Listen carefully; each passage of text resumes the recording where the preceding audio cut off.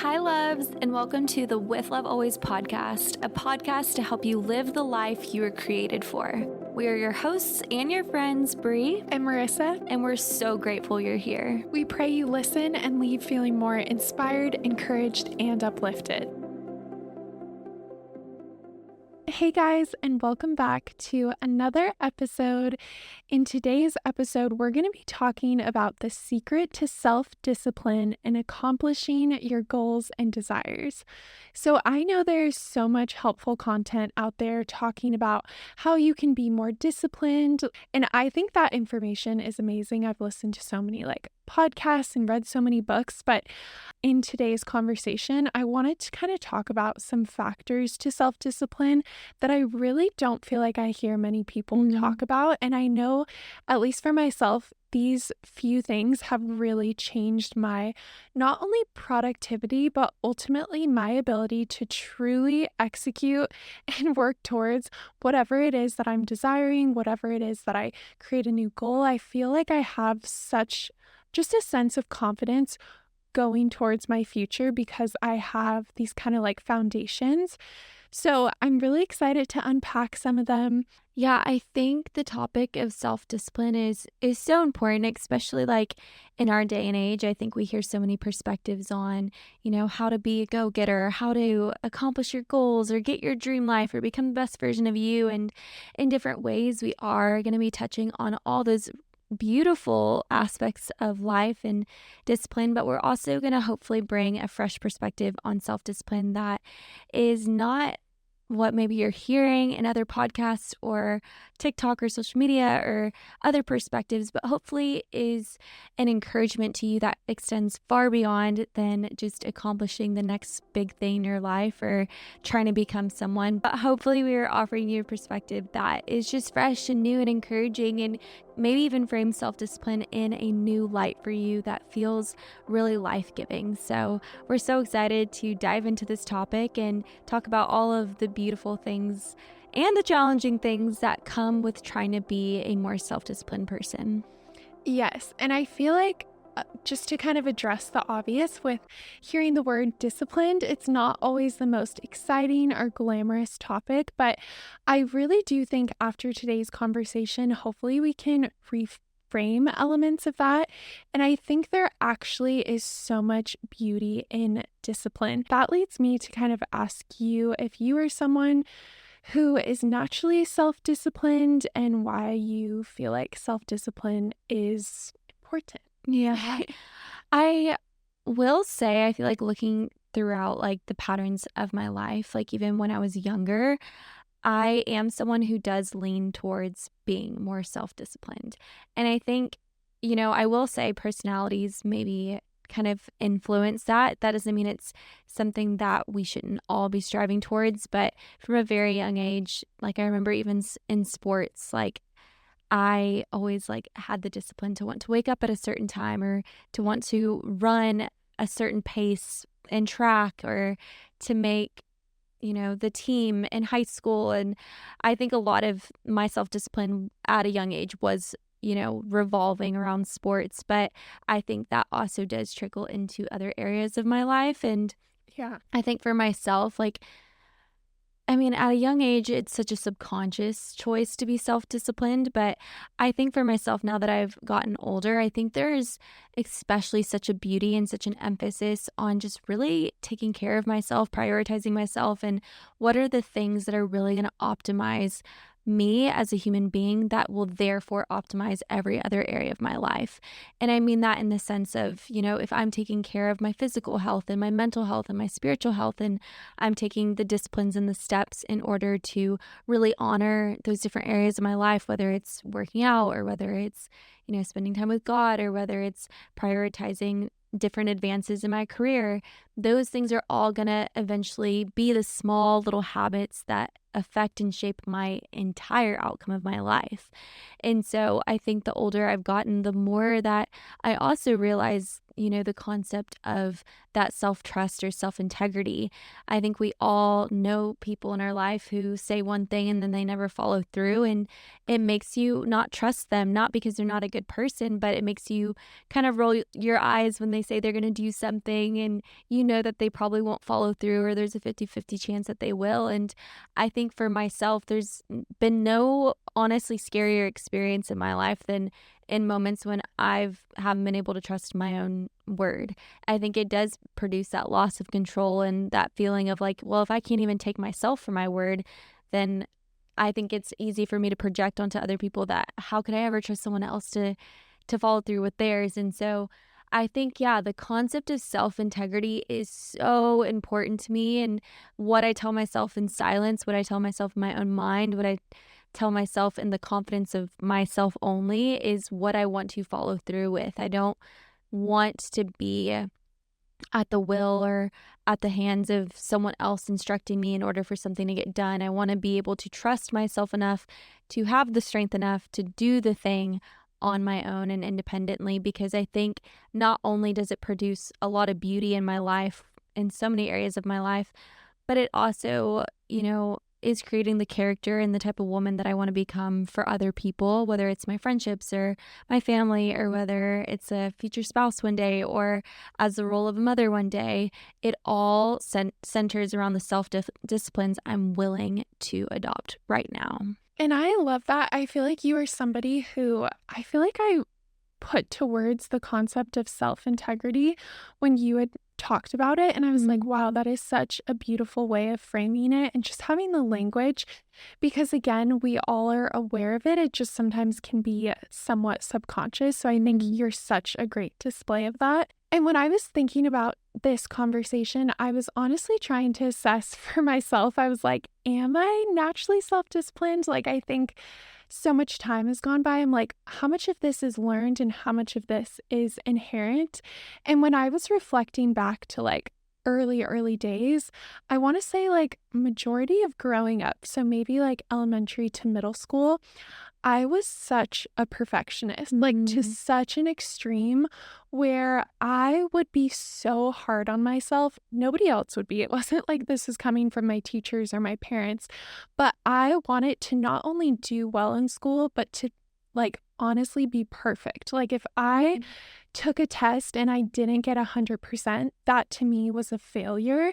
It was like just so extreme and so black and white. And honestly, unfortunately, because people didn't see like what was going on internally, they just saw the results of like that allowing me to excel. That was a lot of times praised. And I think it wasn't until I got a little bit older, and even I think just like my parents started to recognize like, whoa, you're putting like too much pressure on yourself. Like you need to alleviate some of this. And so as I kind of started to work through that, I realized, oh wow, a lot of my self-discipline was actually motivated from not the healthiest place. Like, and so I wanted to share that just because I want us to start thinking about whether we feel like we could improve in this area or we're really great at it.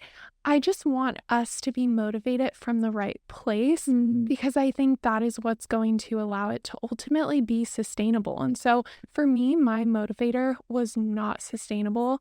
And I had to take such a step back, honestly, to the point where I had to fail a little bit and start to question, am I even a disciplined person, in order to kind of rebuild that foundation from a really healthy perspective. And so that is kind of one of the biggest secrets to self-discipline that I wanted to unpack, which is just knowing your why. If you're gonna be a disciplined person, if you're gonna try to stick to a goal or a promise, know the deeper purpose and reason behind why you even want to do that in the first place. And so I think it can be easy when we start to set New Year's goals or set any kind of goal or dream ahead. I really just encourage you to take a moment and ask why it is that you actually want to do that, because that I think is ultimately going to determine whether or not you're able to successfully do that. Because I think some reasons are just not sustainable reasons. And I think like guilt or shame are not sustainable reasons, or wanting to be perfect is not sustainable because it's not possible, or wanting to just be better than somebody. Yeah. All of these like kind of negative motivators I think are really risky. And so for sake of just being very candid, I wanted to kind of share what some of my motivators are in case you're like, okay, I'm getting behind that idea, but like what does a why even look like? And I think it can look like so many different things, but these are just some of the whys in my own life that again, this has taken years and years and years to kind of figure out, but they have really been my guiding principles, but also have really allowed me to be self disciplined so that I can be in pursuit of my purpose and the goals that I really, really desire. And so I think the first one, this is just kind of one of my main missions in life, is to always love and serve God and others. So that for me is really one of the biggest motivators in my life. No matter what I'm doing, who I'm with, I know that that is ultimately what I feel called to do, and that is what sustains me and what I truly feel like my purpose is. And so when I'm setting a lot of goals or disciplines in place, it really is with that foundation and that motivation. And I found that that can pretty much get me to do a lot of things that I don't want to do because I know it's beyond myself. It's not just self-serving.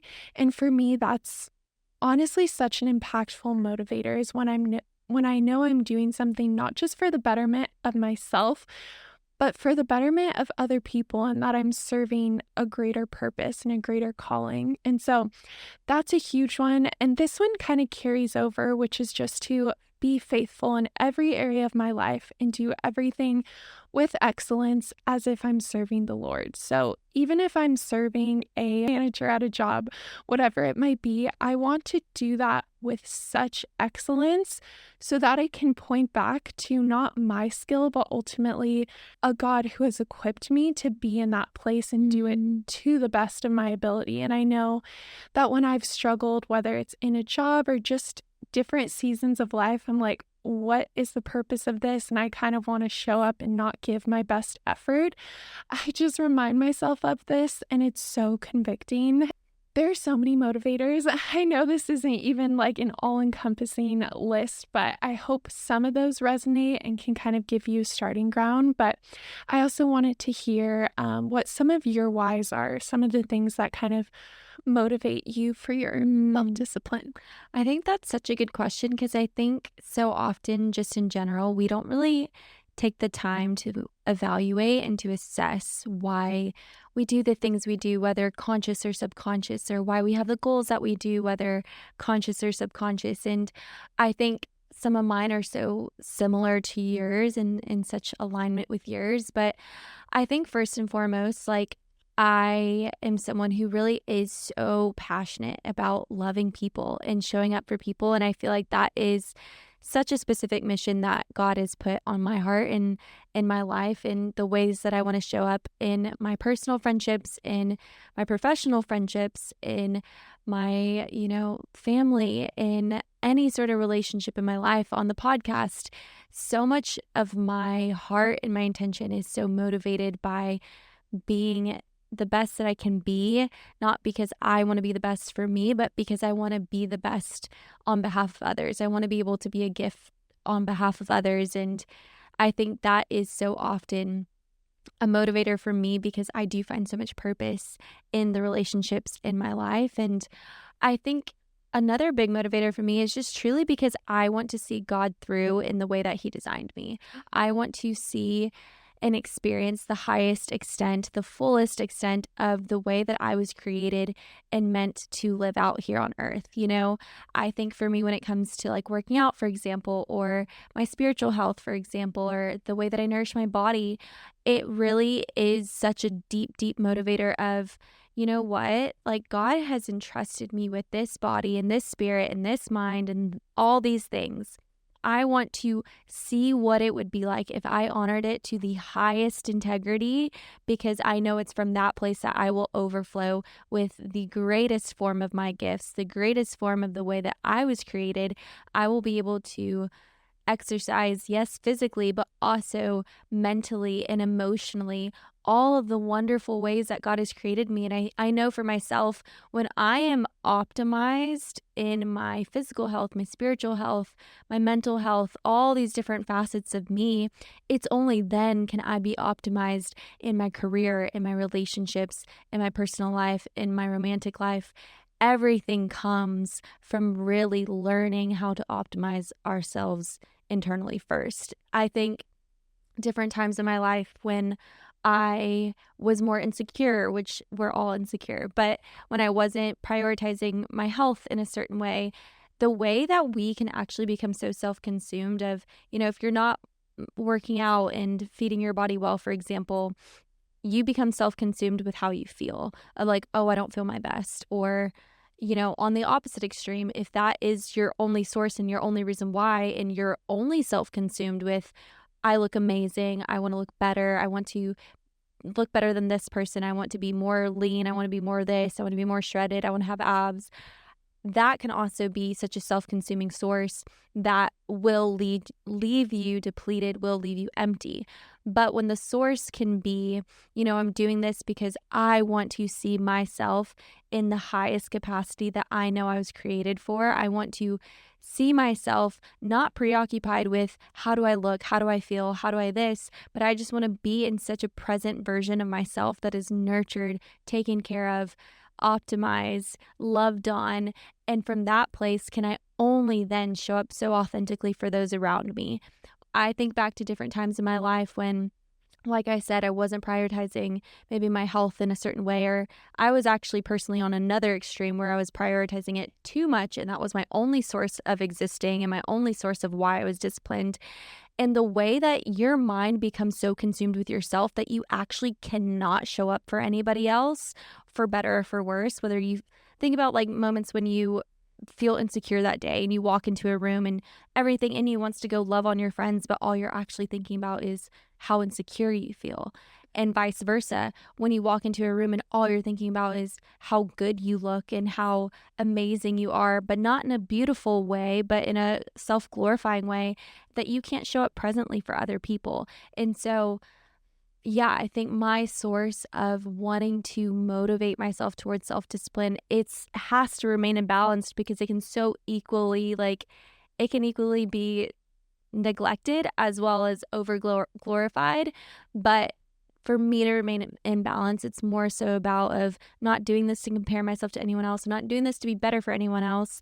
I'm doing this because I want to love myself and just be a witness of what does it look like when I treat myself, every part of myself, with the highest honor.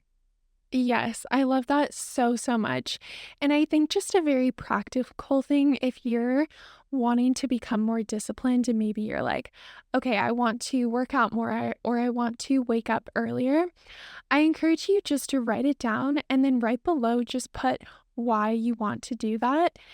Because number one, it's going to force you to actually confront and recognize if you have a good why, but Mhm. also it's going to remind you every time you look at that goal, you're like, okay, yes, I want to skip the gym tomorrow, or yes, I want to sleep in, but I'm doing this for a reason, and that is a good reason. And I still believe it's a good reason tomorrow when I'm tired and I want to hit snooze. Mhm. Like, I just think it is that extra layer you need in order to push past your emotions of the moment and do something that a lot of times it's hard. Like having self discipline is genuinely so challenging. Yeah. And it's also going to defy what you want in that moment. Like, just like what you said, it's like self discipline is going to require something of you.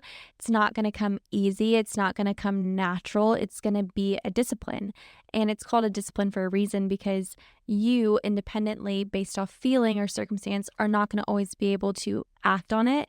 But based on the discipline, the want, the desire to treasure yourself more or to achieve something, that is going to be the thing that motivates you through the moments in time when you have no desire to do the thing that you know would be the best for you, which is hard.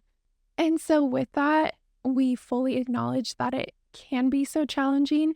And inevitably, we are all human beings, which means we are not going to get it right all the time. And even if you are the most self disciplined person in the world, you are absolutely still going to fall short. And that is okay. That is what makes you human. And I know I've mentioned this before, but honestly, it's like we don't want you guys to become robots. We want you to be human beings with real emotions and feelings. And so, if you fall short, that is absolutely okay when you fall short. Something that at least I've seen in my own life is all of a sudden I don't do what I say I was going to do or what I wanted to do. And suddenly the floodgates of guilt and shame are just opened up.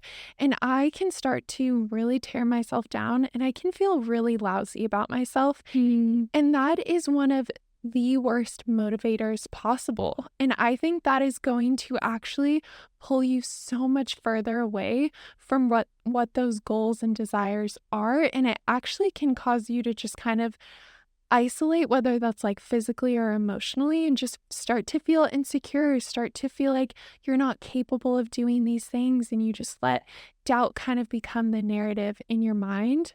I want us to rewrite that story, and I do not want shame and guilt to be something that if we catch ourselves, hearing those thoughts, that we can just push them to the side with so much confidence.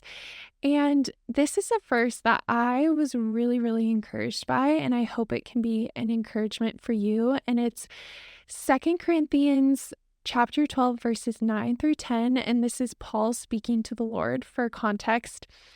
And so Paul says, "But he said to me, 'My grace is sufficient for you, for my power is made perfect in weakness.'" Then Paul says, "Therefore I will boast all the more gladly about my weaknesses, so that Christ's power may rest on me. That is why, for Christ's sake, I delight in weaknesses, in insults, in hardships, in persecutions, in difficulties. For when I am weak, then I am strong." And I love those verses so, so much. I feel like I could unpack so much with that, but I think for sake of this conversation, what I want us to take away is that we don't have to hide or feel guilty about our weaknesses. In fact, if this teaches us anything, it's that we can actually press into that and not be afraid, but actually use that as an opportunity to be vulnerable and call out and say, "God, this is so hard. I need you. Like, I cannot do this. And I'm not going to be embarrassed of my weaknesses. I'm not going to be ashamed or try to ignore them.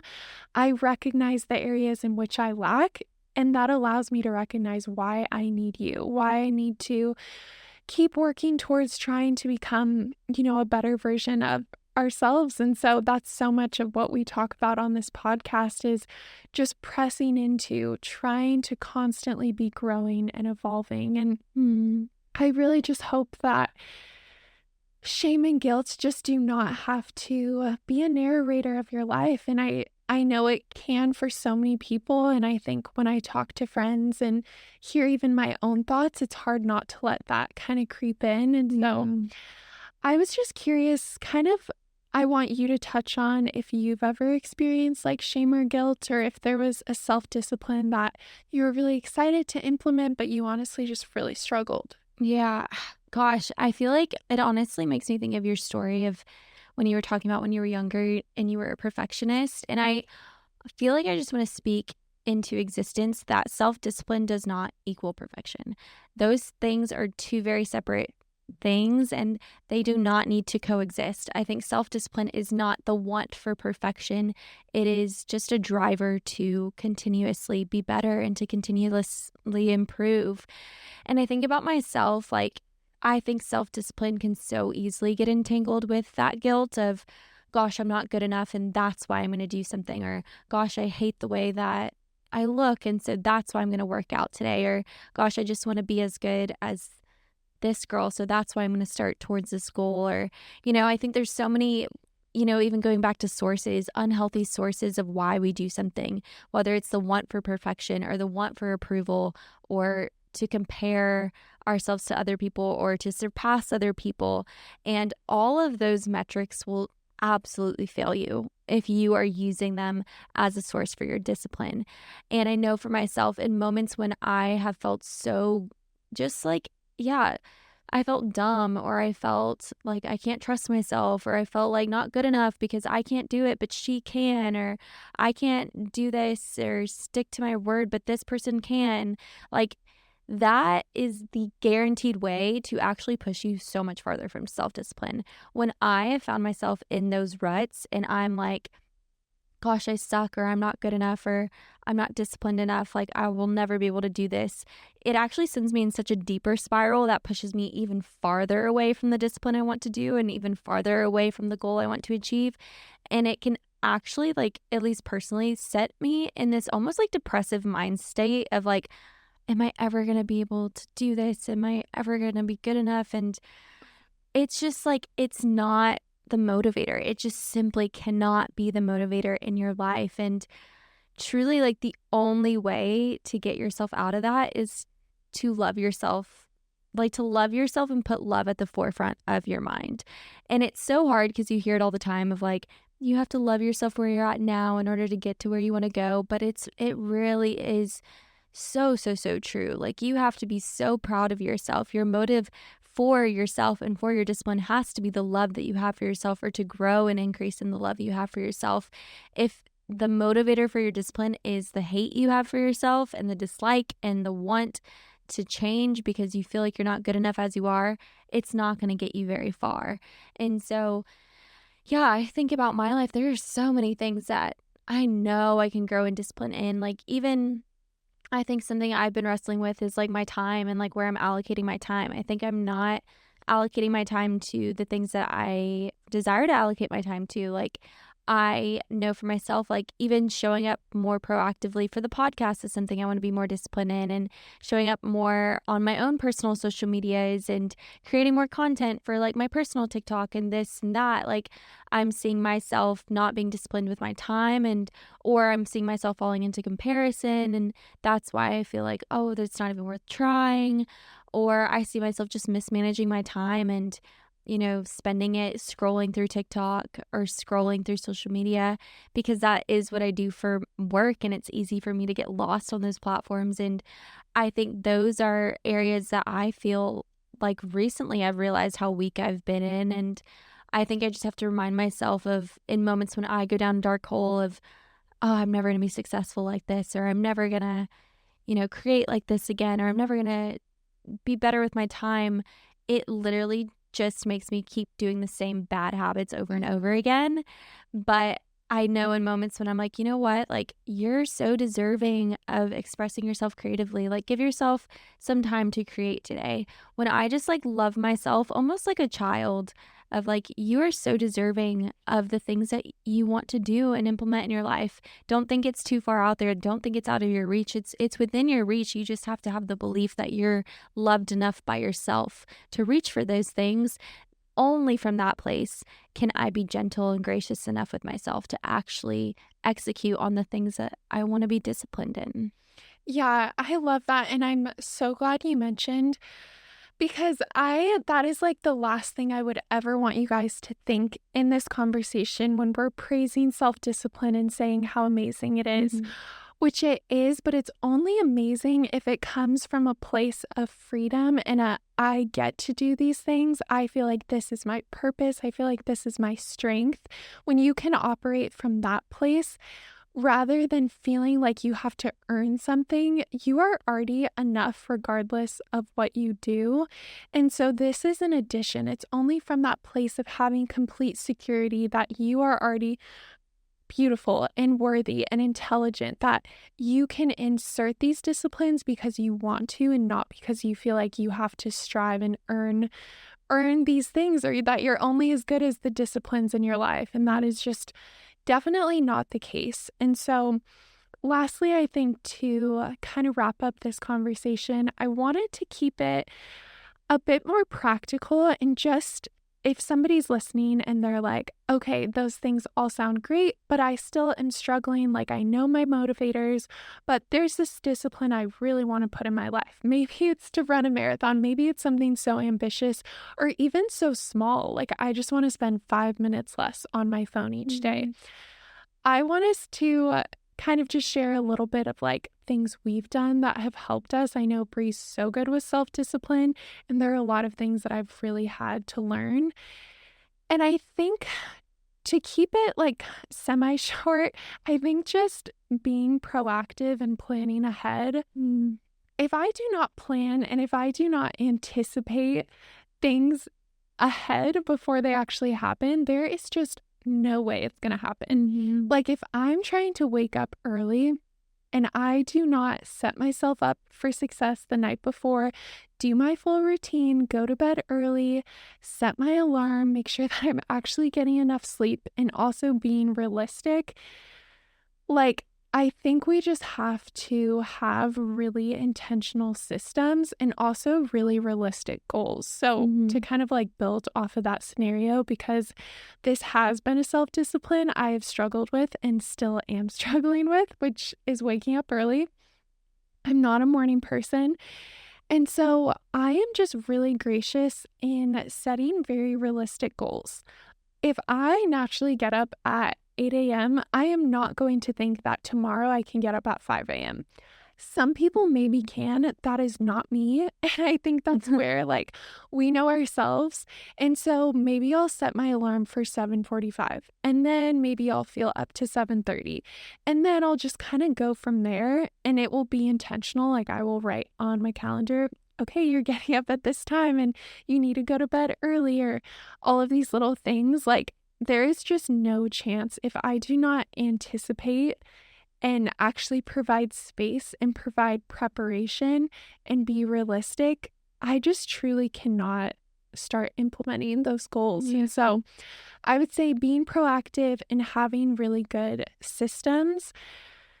I think also if you notice that you are just like really struggling with something, I think it's okay to iterate and like reevaluate. I think that's a moment where we can kind of pause and say, like, okay, I know this is important and I know I want it to do it, but is it actually like if it's that hard, is it truly something that I want to do? Mhm. Like, I know for me, I've been a victim of looking at other people's disciplines or goals or structures and thought, oh, they're successful or they are super productive. So I'm going to try to recreate that.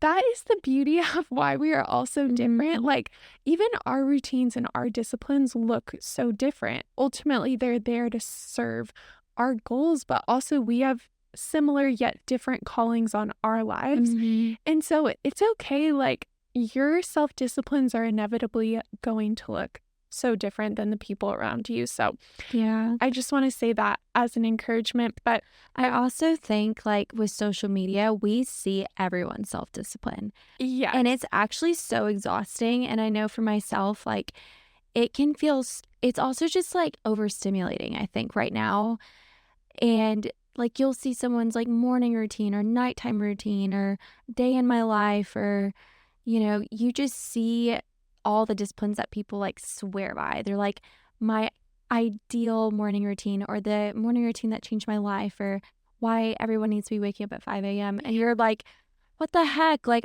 it feels like you can never win when you're comparing yourself to those things, and that's why you just really you can't. And, like, you have to shut those things off in your mind, and you have to be in awe of the ways that you're honoring self-discipline in your life, but it's okay if that looks wildly different than how other people's are, exercising self-discipline in their lives. And also just having to remind yourself of, like, especially with social media, it's such a small percentage of the story. Like, that could be someone's, like, 2 days out of the week, and not to, like, disqualify, but maybe they're glorifying it for the sake of social media, but you just never know. And I think just reminding yourself of that, like in a world that's overstimulating us and telling us how discipline needs to look like, kind of being sure that in whatever disciplines you're choosing to take, that it's for the sake of you, on behalf of you, not on behalf of what is working for other people or what you think is working for other people. Because at the end of the day, you don't really know. The only person that you know truly the depths of is yourself. And so that's the only person you need to hold yourself accountable to. Yes, that is such a good point. I think hyper productivity can get so praised. It just has been such a trend on social media. And Yeah. I think, honestly, if I've learned anything with my own self disciplines, it's actually about creating space for less. Mhm. And so I just don't want you guys to get confused thinking that we're saying self discipline is getting up at 5 a.m. and doing this crazy workout and all of those things. That actually might be amazing for you and that might Mhm. work so well. But I know for me, a lot of times it is getting a lot of rest and it's taking a very slow morning. And sometimes it's providing space for me to just sit outside and just hear my thoughts or read my Bible for an hour. And that to me is a discipline, the ability to shut off or to say no to things or honestly say no to the desire to be so productive. That is a discipline that I'm working Mhm. on. And so, yeah, I just really want you to not take like a formula from anyone and just figure out like start with what you feel like your true goals and purpose are and then kind of work backwards of what are the disciplines I need in order to get there. Yeah. Another thing I was just thinking about too is like, I think self discipline is such a personal journey, but something I was thinking about is like, you also can't compare your own self discipline now to what it used to be in the past. Cause I was actually reflecting on that in my own life of like what self discipline used to look like for me in the past and how in different moments it was at different extremes. And that worked for me then. Like I think about when I worked corporate, what worked for me then was going to bed at 9 p.m. and I would be at the gym at 5 a.m. every day. And that worked. And I loved that discipline. And if I were to fast forward these years later and be like, oh, great, like I get up at 6:30, maybe 7 a.m. Like when I'm doing really good, I get up at 6 a.m., but I cannot even remember the last time I've willingly gotten up at 5 a.m. And if I were to compare myself to that version of myself, I would think, "Oh, I'm not doing enough. I'm not disciplined enough. I'm failing." But also, it's like be willing to allow your self-disciplines to be fluid, for them to change. Just like what Marissa said, in some seasons it could be you being really regimented and even really extreme, but then in other seasons it could be actually you encouraging yourself to live a softer life, to release yourself of the time you need to wake up or release yourself of the morning routine to work out and instead actually prioritizing the discipline of rest. Like that discipline, I think, can always be, or the word discipline can always be associated with regimen, but actually it could be the lack of regimen for you in this season. And so, yeah, those were just some extra like candid thoughts that came to my mind. I love that. And also, I didn't even really think to share this, but so I don't have like super formed thoughts on it, but I think even with self discipline, it's easy to think of like the tangibles. So, like working out, what your routine is, how productive you are. But I also think self discipline, it has a lot to do with emotional self discipline. So, Mhm. what are we like? What are the emotions that we're willing to share? How are we processing things? I think it takes a lot of self discipline to even just show up in the best way possible for other people. And so, if like physical disciplines are intimidating, or if you've been so focused on that in the past, I encourage you to like grow in emotional self discipline. And I think we all can improve so much in that area. And that's something I've been trying to think of, like even thought patterns, like being Mhm. disciplined in that way of like, I'm going to choose to be grateful and I'm going to choose to express joy. And that's a discipline that I am going to be intentional about implementing. And I have physical structures to help with that, but a lot of it is emotional and it's internal, and people can't necessarily see those changes. Mhm. But to kind of end it, I was curious if you had any like additional advice for people that are wanting to implement just being more disciplined, or if they have a goal that they're trying to hit. Any last like words of encouragement? Yeah. I feel like we covered so much of it, but I would say, yeah, just start off your discipline with something that is just within your grasp, something that isn't so far out of your grasp that you find yourself so discouraged so quick. And remind yourself that, we're all on a journey to find more discipline in our lives. Like I was sharing, in one season, discipline is going to look so different from the next. So just really about pressing in and being honest with yourself for the integrity of yourself and nobody else, not social media, not your friends, not the success of anyone else, but what does discipline need to look like for you to feel, operate, and just love and live your life the best that it can be. And let it be a personal journey. Don't allow it to be a journey that is producing competitiveness or comparison or defeat, but allow it to be just a journey that you are gracious enough to take yourself on. Because I know for all of us, there's never going to be a point where we've arrived to the perfect execution of discipline, the perfect routine, the perfect emotional well-being and state of mind. It is always changing. It's always evolving. And as much as social media promotes this perfection and cookie cutter way of doing things, those things are always changing too. So yeah, just give yourself all the grace, give yourself the room and the space to invite more discipline in your life without allowing it to be a source of discouragement and defeat in your life.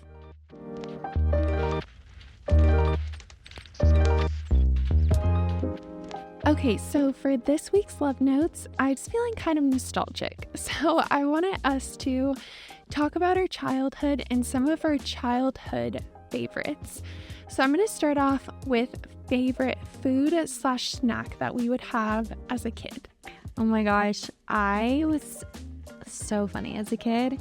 I loved Hot Pockets. Those were my favorite. Hey, I loved Hot Pockets. I loved ramen noodles.